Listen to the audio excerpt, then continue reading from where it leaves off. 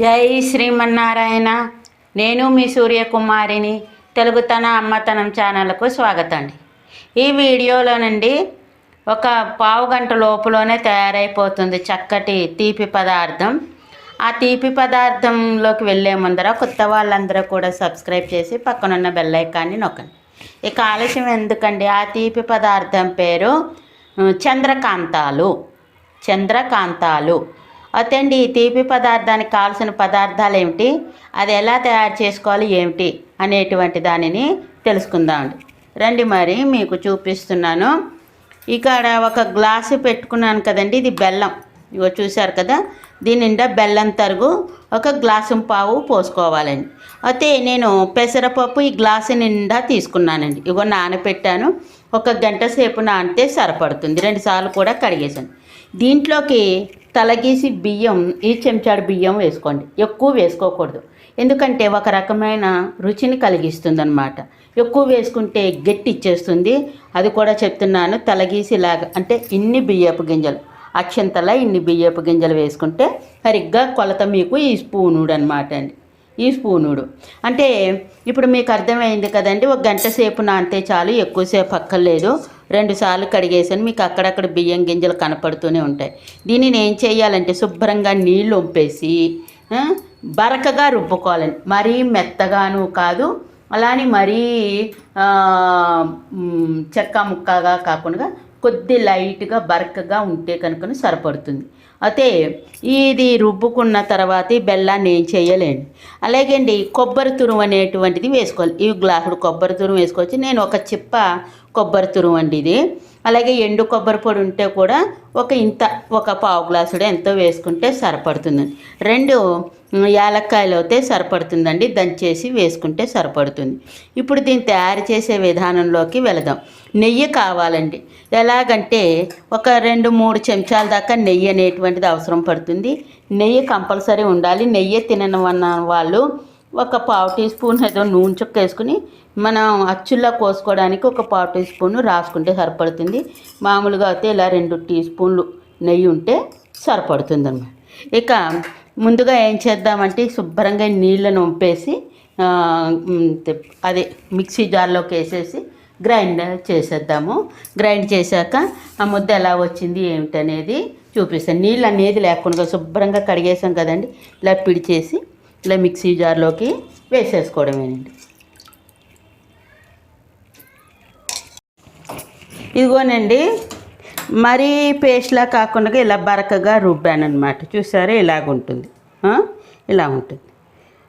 బియ్యం కూడా బాగానే నలుగుతుంది. దీంట్లోకి ఎంతో వెయ్యం కాబట్టి బరకగా బాగుంటుంది. మరీ పేస్టులా ఉంటే ఇదనమాట సమానంగా వచ్చింది. అయితే ఇలాచీకాయలు 2 కూడా దంచేసి తర్వాత వేసుకోవచ్చు.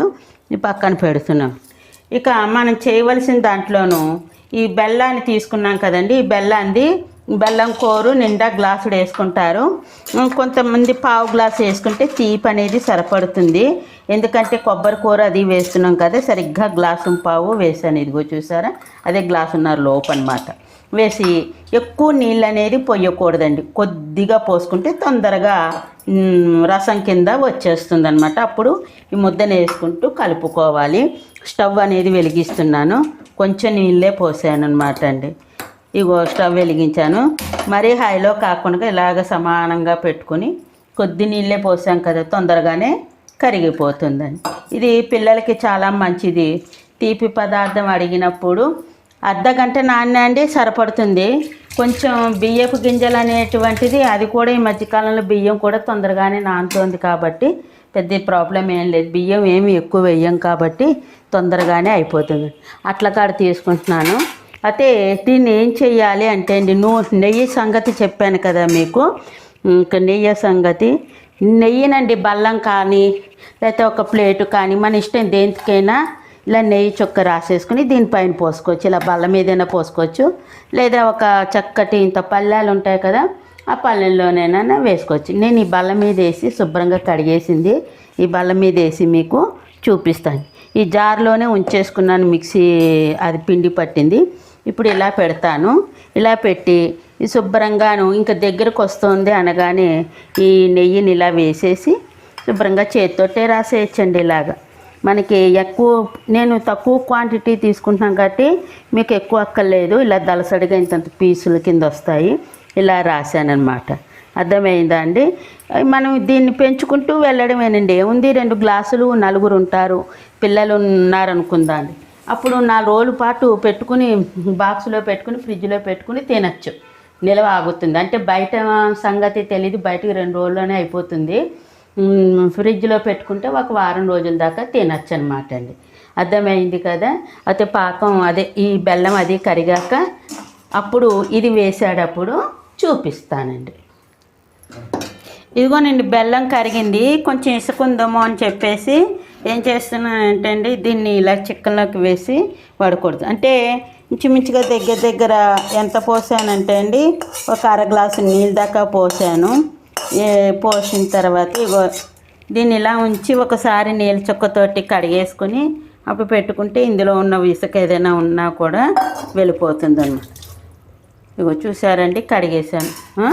ఇప్పుడు ఈ రసాన్ని మూకుడు ఇలా పెట్టాను. ఈ రసాన్ని శుభ్రంగా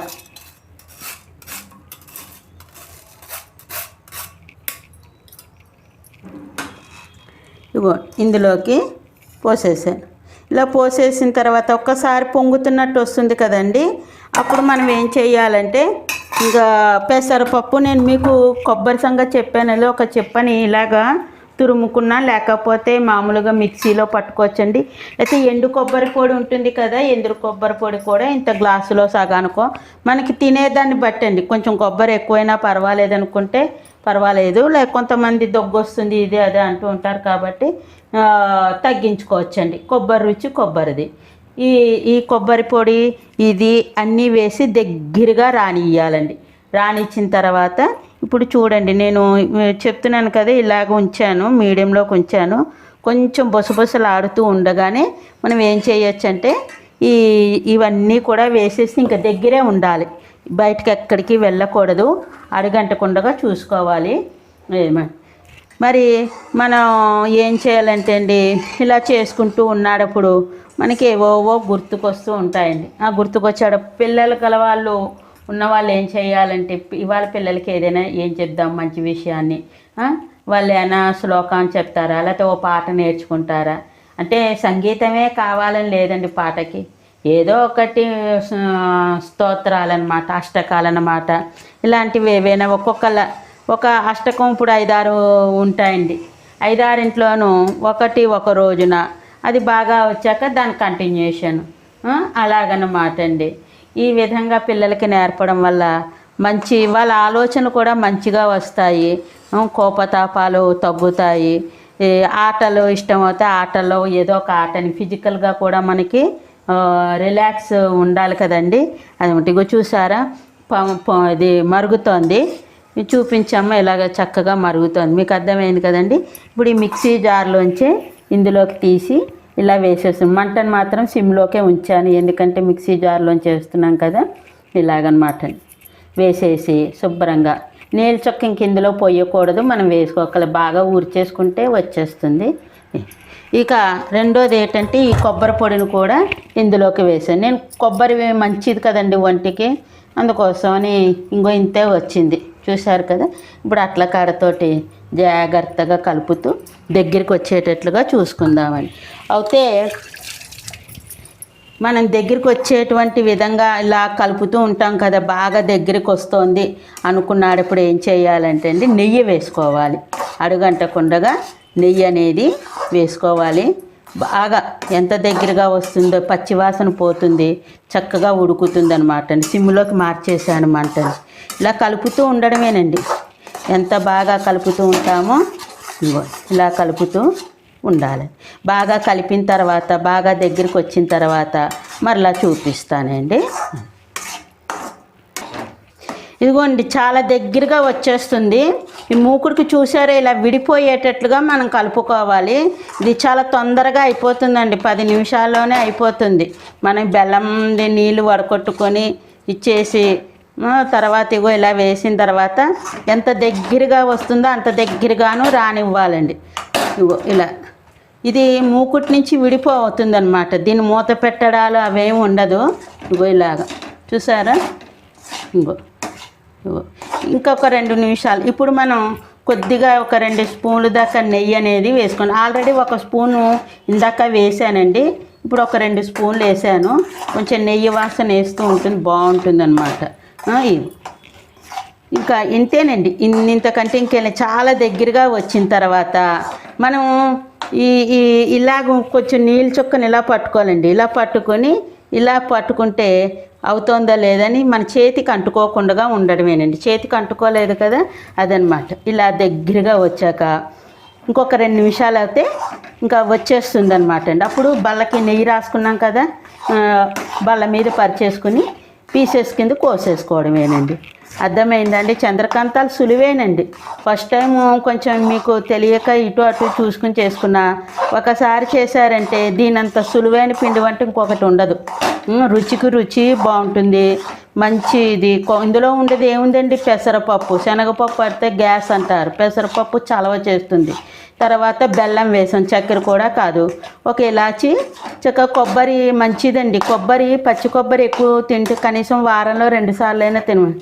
కొబ్బరి ముక్కలో అయోడిన్ ఉంటుందండి, ఉప్పులు అయోడిన్ కాదు. పూర్వకాలం అయోడిన్ ఉప్పులు అవి తెలిసేటండి. సముద్రం ఉప్పు వీధుల్లోకి వచ్చేది, కొంచెం ఇంత అంత అని చెప్పేవారు, తీసుకునేవారండి. కొంచెం ఉప్పు, 2 కొంచాలు. ఇప్పుడు ఆవకాయ రోజుల్లో కూడా అంతేనండి, కొంచెం ఏం తక్కువ కాదండి. 60 రూపాయలు, 80 రూపాయలు.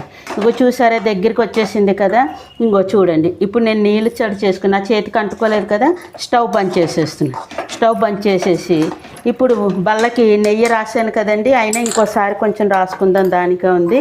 ఇగో ఇలా నెయ్యి చేతితోటి రాసేసి ఇదిగోండి. ఇప్పుడు పట్టకరతోటి దీన్ని ఇలా తీసేసి జాగ్రత్తగా ఎట్ల కాడతోటి వేసేద్దామండి. వేసేసి అద్దేసుకోవడమేనండి. కొంచెం చల్లారిన తర్వాత ముక్కల కింద కోసేసుకుంటే మన ఇష్టం, డైమండ్ ముక్కల కిందో లేకపోతే ఎలా కావాలంటే అలా. పెసరపప్పు వాసన వేసుకుంటూ చాలా బాగుంటుందండి. మూకుడు కూడా అంటుకోలేదు చూసారా, మూకుడు ఎక్కడైనా మీకు అంటుకుందా? అదన్నమాట. ఇంత సింపుల్గా వచ్చేస్తుందోనండి. దగ్గరుంటే 10 నిమిషాల్లో అయిపోతుంది. మనం పప్పు నానబెట్టుకోవడం, రుబ్బుకోవడం, తయారు చేసుకోవడం. ఇగోండి చేతితోటి ఇలాగా కాస్త కొంచెం నీళ్ళ చుక్క ఇలా అనుకున్నారు అనుకోండి, అది కూడా అవ్వదు. ఇప్పుడు ఈ అట్ల కాడతోటి ఇలాగా అద్దేసుకుందాం.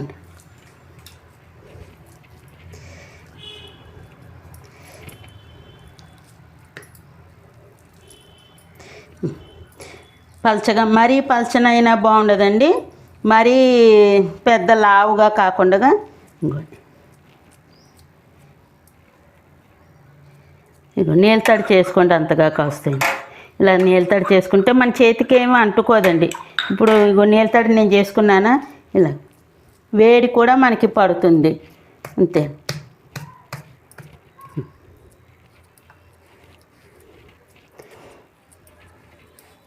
ఇంతేనండి. కొంచెం చల్లారాక ముక్కల కింద డైమండ్ షేపుల్లోనూ అది కోసుకోవడమేనండి. మెత్తగానే ఉంటుందండి. బయట పెట్టుకుంటే ఎన్ని రోజులు ఉంటుందంటే ఏమో మాకు తెలీదు. ఇలా చేసుకోవటం అలా 2 రోజుల్లో అయిపోయేదండి. 10 మంది పిల్లల మీద అయిపోయేది. ఎక్కువగా మా ఇంట్లో కంటే కూడా మా వదిన చేసేదండి. మా వదినది విశాఖపట్నం సైడు, వాళ్ళ నానమ్మ బాగా చేసేవారు. అంటే కేసునకూర అనుకోండి, వాళ్ళ నానమ్మ బాగా చేసేవారు. మా వదిన, మా చిన్న వదిన కూడా పిల్లలకి బాగా చేసేదన్నమాట. అందుకోసమని ఈ వంట మాకు తెలిసింది. దీన్ని చంద్రకాంతాలు అని అంటారనమాట. చూసారండి, ఇప్పుడు మీరు చూడండి. అదిగో నేను చేయి కడుక్కున్నాక ముక్కల కింద కోస్తానండి. అది చాకు ఇక్కడే పెట్టుకున్నా. దీన్నే ఇంకొంతమంది అండి ఈ ముక్కలుగా వచ్చిన దాన్ని మూకుడు పెట్టండి, ఒక నెయ్యి చుక్కేసి ఇటు అటు వేయించుకుంటారు. అంటే కొంచెం కరకరలాడుతూ ఉంటుందని. మా ఇళ్ళలో ఇంకా ఇది మైసూర్ పాకంలా ఉంటుంది కదండి. ఇగో ఇలాగా మెత్తగా ఉంటుందండి. పళ్ళు లేని వాళ్ళకి ఎంత మంచిదిగా ఉంటుందో, కొంచెం మెత్తగానే ఉంటుంది. ఇలా కోసిన పీసులను ఏం చేయాలంటే అండి, మీకు కరకరలాడుతూ రావాలంటే ఒక మూకుడుని పెట్టుకుని ఆ మూకుట్లో కొద్దిగా నెయ్యి చొక్కన వేసుకుని ఇటు అటు ఇప్పుడు మనం ఆలుగడ్డ వేపడం వేయిస్తాం కదండి, అలాగా వేయించుకోవడం. లేకపోతే పెనం మీద నెయ్యి వేసి కాల్చుకొని తినడం అనమాట అండి. అంతే, అంతకు మించి ఇంకేమీ కాదు. అర్థమైందండి. ఇది ఆరిన తర్వాత చూపిస్తాను. ఇదనమాట. ఇంకా ఇగో చూడండి, ఇలాగో వస్తుంది బాగా ఆరిన తర్వాత. ఇగో ఇలా వస్తుందండి. చల్లారిన తర్వాత ఈ విధంగా ఉంటుంది. అర్థమైందండి. ఇగో ఇలా వస్తుంది. చల్లారిన తర్వాత అలా వస్తుంది. తీసి అలా అనుకోవడమే. ఇది ఏమిటంటే రుచి ఎంత బాగుంటుందండి. కొంతమంది ఇలాగే తినేస్తారు. కొంతమంది నేను చెప్పాను కదా, ఒక పెనం లాంటిది పెట్టి నెయ్యి చొక్కేసుకుని ఇప్పుడు దీన్ని ఏం చేస్తారంటే అండి, ఇటు చపాతీ కాల్చుకున్నట్టు కాల్చుకుని ఒక బాక్స్లో పెట్టుకుంటారు. అర్థమైంది కదండి. నేను ఇలాగే తినేస్తాను కాబట్టి ఇంక నేను ఆ పద్ధతిని చూపించలేదు మీకు. ఇగో ఇది ఎలా ఉందో రుచి చూడమంటాను. చూడం ఎలా ఉందో చెప్పమ్మా. బాగుందా అండి? చాలా బాగుంటుందండి. ఏం లేదు, లేకపోతే దీన్ని ఇలా మీరు ఉండల కింద కూడా చేసేసుకోవచ్చండి. ఇలాగ కోసుకోవాలని లేదు, చక్కగా ఇలాగ ఉండల కింద. ఇగో మీకు ఇదో వెరైటీ చూపిస్తున్నాను. ఇగో చూసారా అండి, దీన్ని చక్కగా తొక్కుల లడ్డు మోడల్లో ఉంది చూడండి. అదనమాట మనకి ఇలా వచ్చింది. ముక్కల కింద ఇగో చూసారా, ఆరితే వచ్చేస్తుందండి. ఇగో ముక్క చూసారా, ఇదిగో ఇప్పుడు ఆరింది కదా, అదిగో అలా వచ్చేస్తుంది. ఇంతేనండి. అర్థమైందా? మీకు ఎలా కాస్తో అలా చేసుకోవచ్చు. మరి మీకు చంద్రకాంతాలు అనేటువంటి తీపి పదార్థాన్ని తెలుసుకోగలిగారు కదండి. పాలు అవి నేను ఎక్కువ కావాలంటే నేను చెప్పిన దానికి రెట్టింపులు చేసుకుంటూ వెళ్ళండి. తక్కువ అంటే నేను చేసింది ఎన్నో అయ్యాయండి, ఓ 10 పీసులు అయ్యాయి. 2 మనుషులు 2 రోజులు కూర్చొని తినేయచ్చు. అదనమాట. మరి మీరు కూడా చంద్రకాంతాలను చేసుకుని ఎలా వచ్చింది ఏమిటి అనేటువంటిది కామెంట్స్ రూపంలో తెలియజేయండి. మీ కామెంట్స్ నాకు బూస్ట్లా పనిచేస్తుంది. మరి వేసవకాలం కదండి, పిల్లలు స్వీటు హాటు ఈ బయట నుంచి బదులు మీరు సమయాన్ని చూసుకుని ఇలా చేసి పెట్టారనుకోండి, హ్యాపీగా కూడా అనిపిస్తుంది ఇంట్లో పదార్థము. కాబట్టి బయట తిల్లు కంటే ఇవి మంచివి కదా. మరొక పిండి వంటతోటి మరొక వీడియోలో మీకు కనిపిస్తానండి. మరి అందరూ కూడా లైక్ చేసి షేర్ చేయండి. మీకు తెలిసిన వాళ్ళ చేత సబ్స్క్రైబ్ చేయించి పక్కనున్న బెల్ ఐకాన్ని నొక్కమని. ఇక ఉంటానండి. అందరికీ కూడా ధన్యవాదాలు. మీ సూర్యకుమారి. సర్వేజన సుఖినో భవంతు. జై శ్రీరామ్.